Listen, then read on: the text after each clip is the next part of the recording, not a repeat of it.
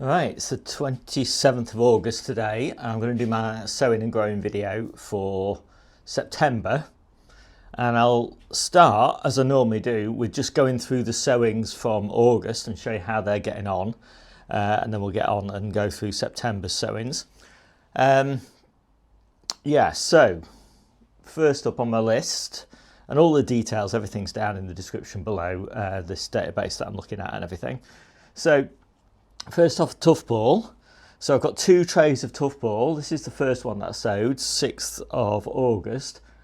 It's pretty nice. I've got 2, sometimes 3 seedlings in each module have germinated, which is just about perfect for me. I've got a second batch. I always do 2 batches just in case, because what I find is if these just do too well, then they're a bit too big in spring and they go to seed. So that's when I need the second batch. Doesn't often happen, but it sometimes does. And the second batch is fine. It just comes like 2 or 3 weeks later, but it very rarely goes to seed. But of course, you know, one of the reasons you do overwintered onions is because you want them nice and early. Lamb's lettuce, had a few problems with lamb's lettuce actually. They're all down here. And germination was very patchy, but fortunately I put 2 seedlings in each module. And so I pricked them out to 1 seedling in each module pretty much. They work, they're fine. You can leave them with 2 seedlings as well. So I've pretty much filled all my trays now. I've just got that one right at the end there that could do with a few pricking out into it as well. So pretty happy with the lamb's lettuce. It's very slow, lamb's lettuce, but it's a really useful crop. It's a bit late now to start it, although if you grow it in a really sunny spot and you're down south, you could probably get away with sowing it now. But for me, up north, northwest of England, it really needs to be sown in sort of early August if you want to be eating it over winter, which is kind of when it's best. Then I've got my salad onions. I've just put 1 example tray in here. I've got loads of salad onions already in the ground, the ones that we're going to be eating in autumn and early winter. Well, actually probably mostly through winter. These are the ones we're going to start eating in late winter and spring.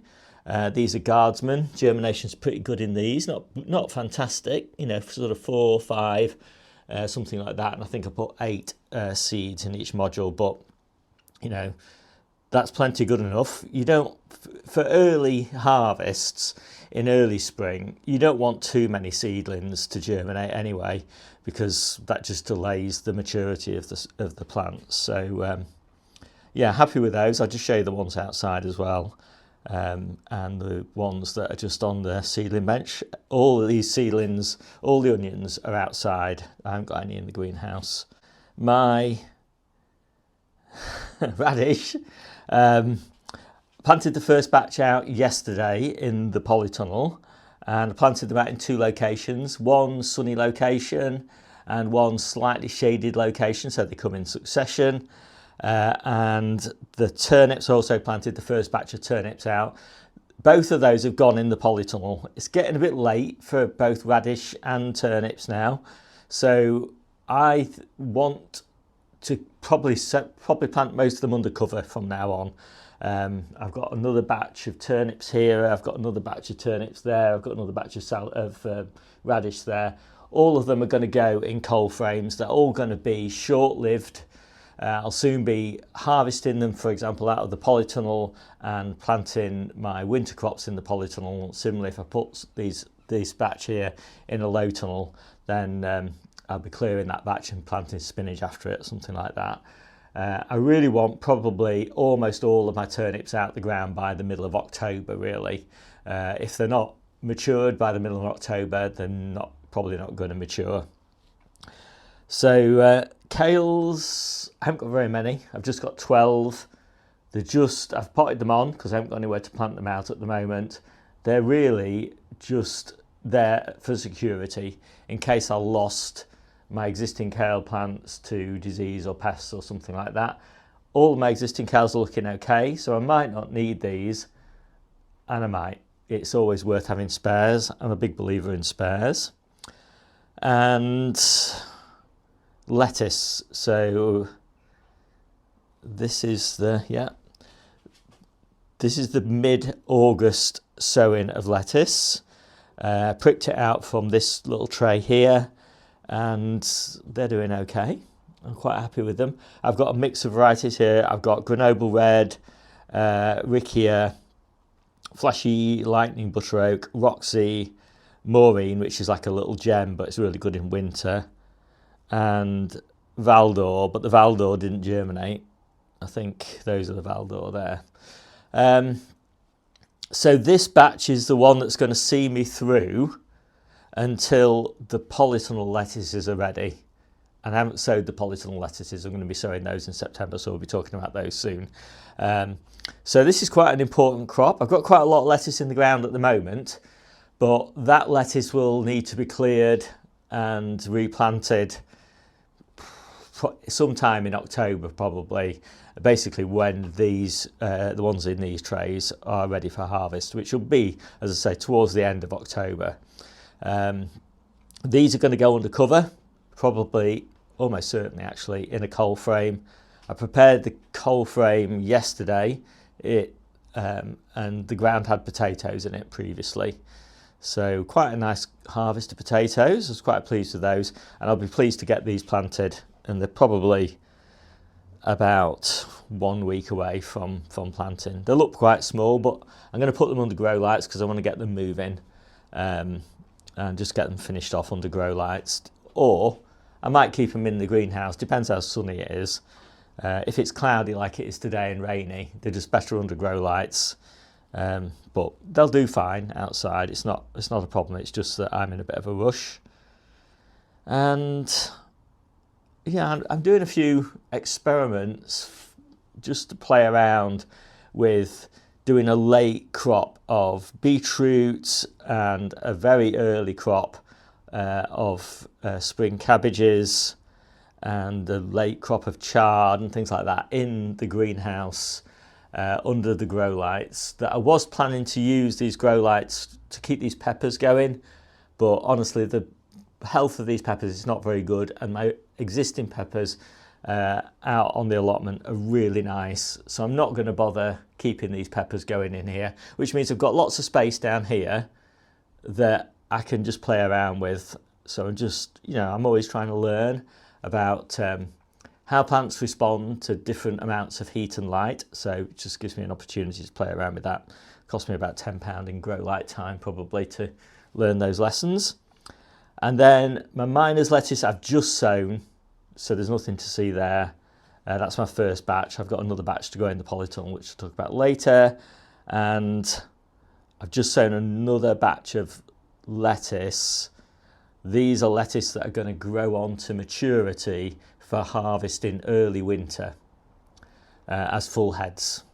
So the challenge with lettuce is that it grows really strongly in September, slows down in October, slows to a crawl in November, and then stops growing completely in December. So, and it continues to basically not grow all the way through December, all the way through January, and it only starts to pick up again towards the end of February. So you need to have a lot of lettuce grown by the time you get to, well, really the beginning of December, but certainly by the middle of December, you need to have everything grown. So I will be picking individual leaves off my lettuce all the way through November and December and January and February, but I just can't grow enough that way. So I build a stock of whole heads, which I also use, and whole heads take a long time to grow, so I start those off at the end of August. As I said, I've just sown those a couple of days ago, and the ones that are going to go in the polytunnel to be harvested as individual leaves, those I start off in, well, I'll talk about it later when we get to September. So that is it, apart from the salad rocket. Just got one little tray of salad rocket there. We only use it as a garnish really. So, oh, and 2 trays of spinach, yeah, they're just somewhere else. And they're Rubino. And I've actually, my spinach that I sowed in June, planted out in July, and I put cover over it at night to reduce the day length for a couple of weeks, which meant it didn't bolt. And it's been great. We've been harvesting, I think probably 4 tubs, that's 8 litres of spinach every week off just those 3 containers that are out there just behind the camera. And yeah, it's still doing really well. So I'm not really in a rush for spinach, which is good because the spinach here, which I sowed on the 30th of July, is really rubbish. It got really badly eaten by, well, I assume it's beetleaf minor, which does sometimes affect spinach. So yeah, it's only just got to the point where it's ready to be planted out, and I've lost probably a third of the plants. It looks really bad. I'll show you it now so you can see what I'm pointing at. But yeah, I'm going to plant that out in containers as well. But really, I don't generally start my spinach until the end of August. It's going to grow under cover in cold frames, so it really romps away. And I'll sow it all the way through multiple successions, and I'll come on to that in September. So now it's time to get on to September. There's a lot to follow there, but as I say, if you look at my growing guides that I've got here, it's all kind of explained in detail. So first up, miner's lettuce, more miner's lettuce. Trick with miner's lettuce is don't sow it too deep. Everything that I'm talking about, everything that's on this sowing guide list includes where I get the seeds from, includes all the nitty-gritty details, you know, of sowing times, planting times, all that sort of thing, expected harvest times, where I'm planting it, you know, I mean, is it in a polytunnel or a low tunnel or a cold frame, as well as a link which you can just click to open up my detailed growing guides, which go through, you know, how to sow, how to prick out, how to plant, where to plant, all the timings, everything. So right, back to miner's lettuce. The trick with miner's lettuce is don't sow it too deep. Some people say just put it on the surface. I think it just dries out really easily if you do that. You've got to really keep an eye on it. I prefer to just sow it like 2 or 3 millimeters deep or something, and it does just as well as on the surface. So that's the miner's lettuce. I'm going to have 2 batches of miner's lettuce, which is why there's 2 entries on my list. One is going to go in the polytunnel underneath my trestle tables. Actually, it doesn't really mind because of the angle of the sun. The sun kind of comes in underneath the trestle tables, so it grows quite happily in what you might consider to be light shade. And it grows so well in the polytunnel that I don't really grow very much of it outside anymore. In fact, I'll probably not grow any outside this year. I will maybe grow some in a low tunnel or a cold frame, depending on how much space I end up with. But yeah, it's just so prolific with that little bit of extra heat, and the leaf quality is much higher. Everything about it is just that bit more succulent. It gets less damage from slugs and snails, and yeah, everything's great about growing it under cover, really. So that's the miner's lettuce, which I highly recommend. It's such a great salad crop in winter, really great. And then I'm doing Maureen, which is this little gem variety that does well in winter, and Brighton, which is my favoured green head lettuce, basically. So I'm going to do a whole low tunnel of those, as I said, for harvest in late winter. So the batch that I've just done, which hasn't germinated yet, just a few weeks earlier, that's for harvest in early winter. Then this is for late winter. Then I'll do 2 more batches of salad onions. My last batches of salad onions, the one we're going to eat in mid-spring really. And I'm doing Guardsman and Lilia for that. Ideally, I don't know where I'm going to plant those. I might end up planting those in a low tunnel. When you start salad onions in September, which is a little bit late, they can sometimes get really badly bashed up by the wind and cold over winter. So if you do have any undercover space for them, then they'll probably benefit. They won't like it initially because it might be a little bit too hot when you plant them out in October, so they might struggle a little bit, but they'll pull through, and then they'll really enjoy being under cover in winter and early spring, and then they'll be really, lovely by mid-spring when you come to harvest them. All my other salad onions, they're a bit bigger and a bit tougher. They'll cope with being outside, no problem at all. And then my first batch of true winter spinach. So just to run through my spinach again, I've got the spinach outside in those containers. I've got this little bit of spinach which is also going to go in containers. Spinach is so prolific at this time of year, you don't really need very much of it. Then I've got the ribino, which will be my main autumn and early winter spinach. And then for my midwinter spinach, I'm doing giant winter. I find giant winter is the only real spinach that I think does well in the heart of winter. It's not fantastic, you know, it's not like harvesting it in autumn or spring, but it's the best that I've got, and I grow it in a cold frame. In the past I've tried it in low tunnels, I've tried it in the main high polytunnel, but honestly it just doesn't need it.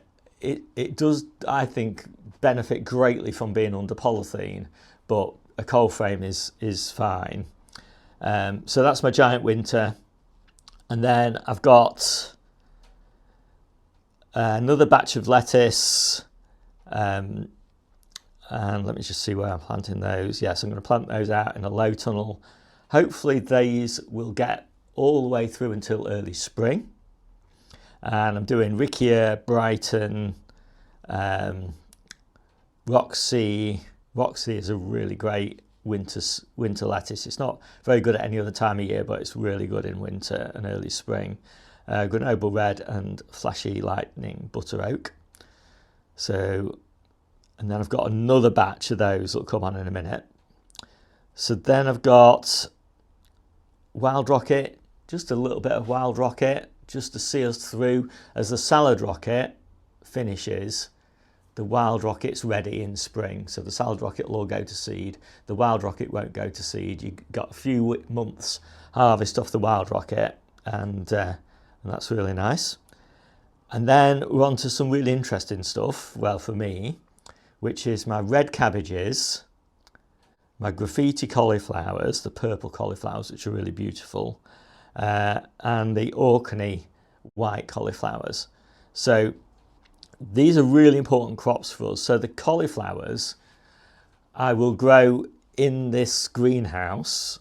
So start them the 15th of September, middle of September basically, it doesn't really matter exactly when, and keep them in here until probably December or January, then plant them out in one of my low tunnels, probably after one of these early batches of lettuce have finished. About 5 per square metre, and they'll be ready for harvest end of April probably. That's a really nice timing for cauliflower, because you've not had it in the ground for very long. In fact, you've only just really had it in the ground when you've got no opportunity to plant anything else basically. So it's really nice. The white Orkney cauliflowers come first by a few weeks, and then the graffiti comes second. So from a single sowing, you get a really nice succession over a sort of 3 or 4 week period. And they both do really well if you can keep the slugs and snails off them. So you do have to keep an eye on them.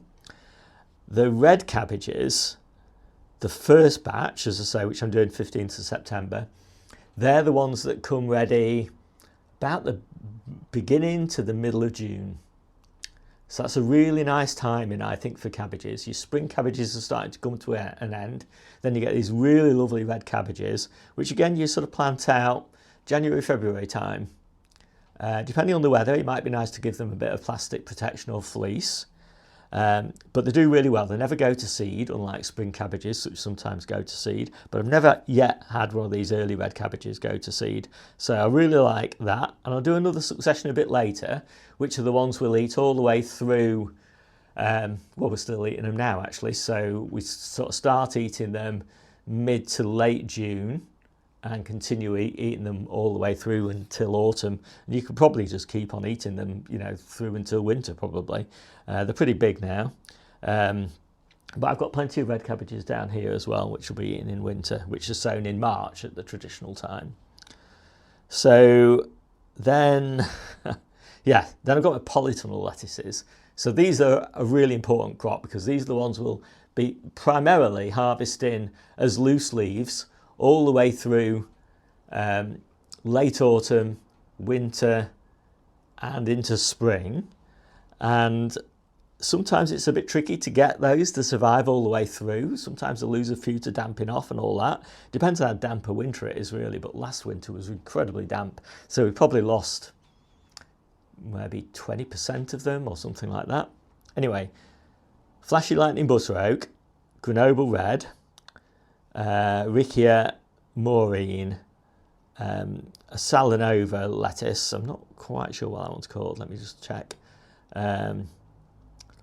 Ballark, I think it is, which is really nice. Gives a bit of red in the salad mix, which is difficult to get.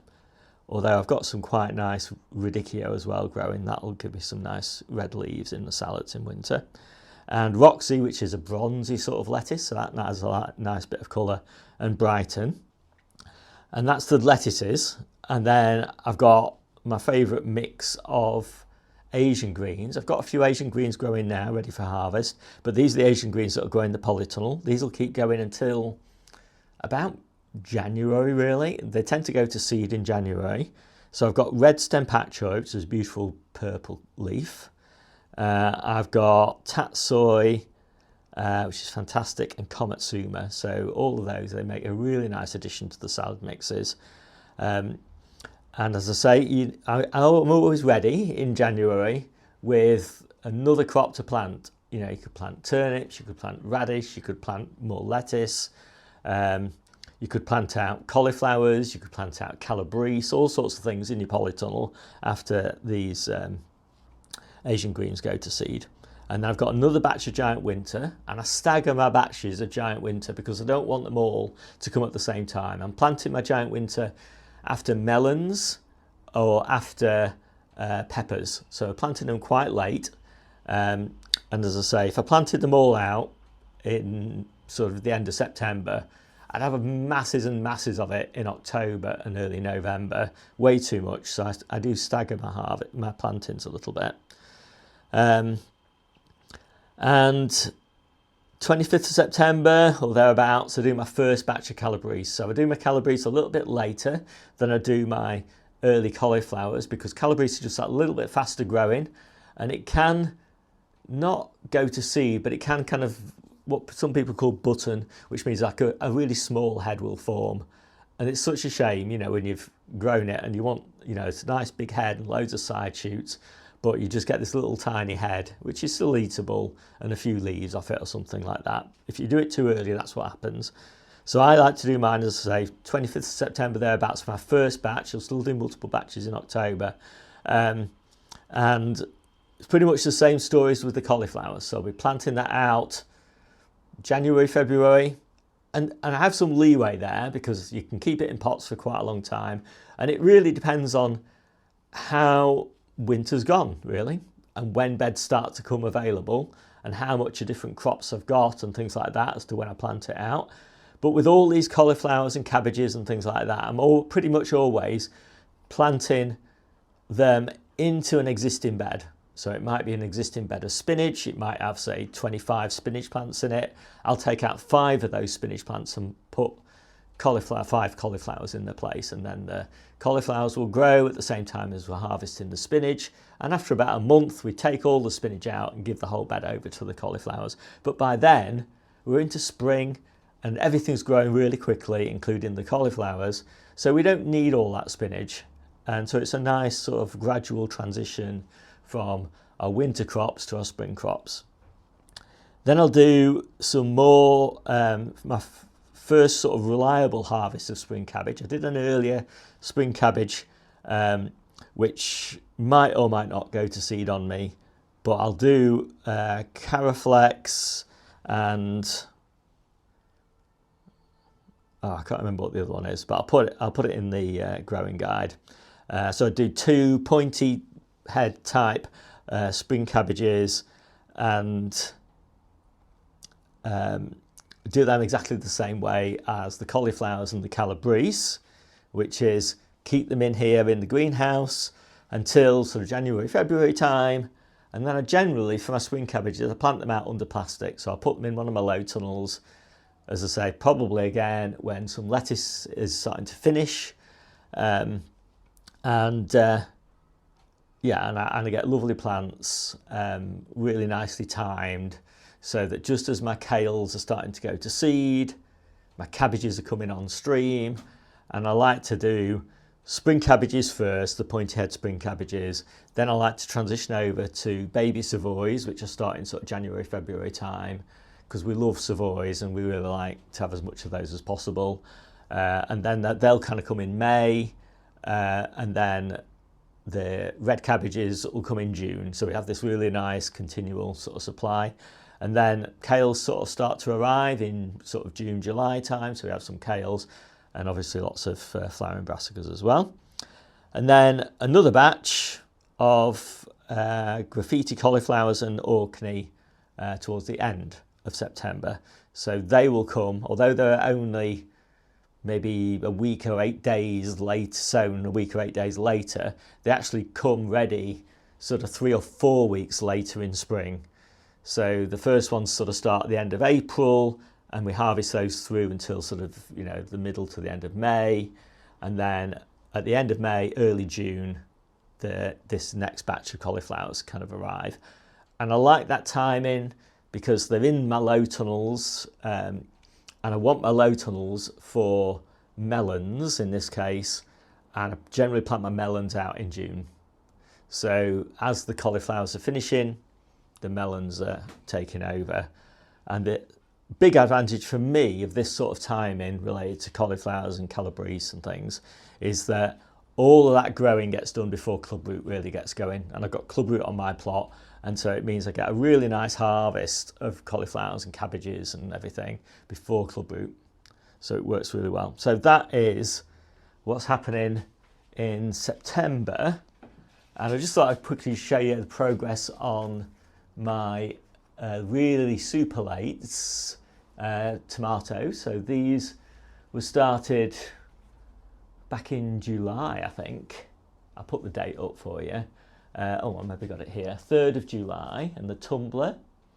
And I planted them out a few weeks ago, and they've already got quite a few tomatoes on them, which is pretty nice. So I'm hoping if we have a good September, by the end of September, we'll have a lot of tomatoes on these, and they should start to ripen towards the end of September, and then keep on giving, hopefully, all the way through autumn.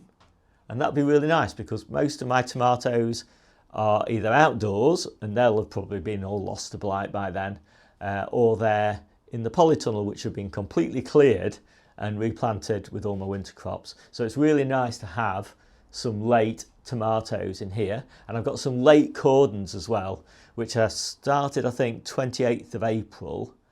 And I've let them grow up into the roof of the polytunnel. And they're also full of flowers and trusses. There's loads more trusses to come.